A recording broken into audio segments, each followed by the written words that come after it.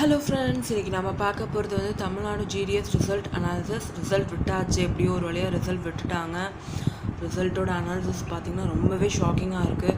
இடபிள்யூஎஸ்லாம் 95% மேலே தான் எடுத்தவங்களுக்கு தான் கிடச்சிருக்கு. போன வருஷம்லாம் பார்த்திங்கன்னா இடபிள்யூஎஸ்க்கு வெறும் 290 300 வாங்கினவங்களுக்குலாம் போஸ்டிங் கிடச்சிருக்கு. பட் இந்த வருஷம் ஒரே வருஷத்தில் எல்லாமே மாறி போச்சு. 95% 93% மேலே எடுத்தவங்களுக்கு மட்டும்தான் இடபிள்யூஎஸில் கிடச்சிருக்கு.